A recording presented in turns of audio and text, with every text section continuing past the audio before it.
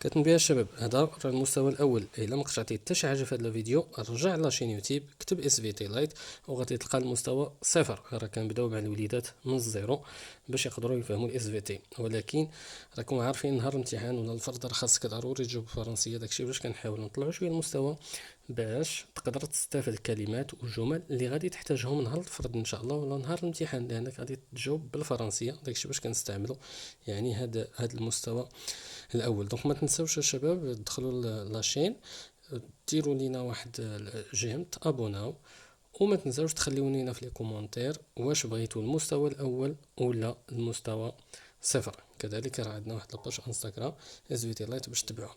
Alors sans plus tarder, chers élèves, bonjour et bienvenue dans cette nouvelle vidéo concernant l'explication de l'épisode numéro 1 du chapitre numéro 1 de l'unité 1 qui est la saison 1, consommation de matière organique et flux de l'énergie. Donc le cycle de Krebs. Le cycle de Krebs, cette étape, vient directement après la glycolyse. Donc la glycolyse, un petit rappel rapidement. Donc, dans cet épisode, donc on a expliqué les points les plus importants dans la glycolyse, à savoir donc la localisation, la réaction, le bilan et les caractéristiques. Alors, si le milieu est aérobie, ça veut dire s'il y a la présence de l'oxygène, le glucose, l'acide étant transformé en acide pyruvique, il va suivre son chemin dans un organite, dans le nœud et la mitochondrie. Et dans la mitochondrie, donc il va être dégradé, il va être transformé en acétylcoenzyme A. Alors, ce que tu dois retenir comme élève, ce que tu dois garder en tête, cette étape est très importante, l'étape numéro 1 du cycle de Krebs, donc dans laquelle l'acide pyruvique va être transformé en acétylcoenzyme A.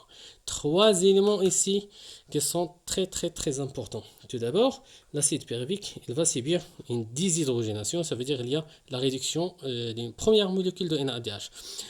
Après, il y a l'ajout du coenzyme A, et après il y a une décarboxylation sous forme de CO2. Alors la première étape, elle est très importante. Ça veut dire que tu dois retenir la formule et la réaction de la première étape. Donc qui est schématisé ici.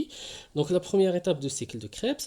Donc il y a bien sûr l'acide pyruvique, CH3COCOH, plus CoA, plus NAD+, tout ça se transforme en CH3COCOA, c'est-à-dire l'acétylcoenzyme A, plus NADH+, plus CO2. Cette étape est très importante, cette réaction très importante, gardez ça en tête s'il vous plaît. Après, donc l'acétylcoenzyme A, il va entrer dans une série de réactions de déshydrogénation et de décarboxylation.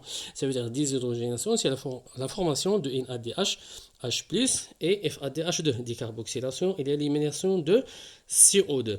Alors bref, ce que tu dois retenir ici aussi, c'est le résultat du cycle de Krebs, c'est la formation ici de 3 NADH+, plus une molécule de FADH2 et plus une molécule de l'ATP, à ne pas oublier. Bref, encore, il y a 4 éléments que tu dois garder en tête, chers élèves. La localisation tout d'abord du cycle de Krebs, c'est-à-dire ça se déroule au niveau de la matrice mitochondriale.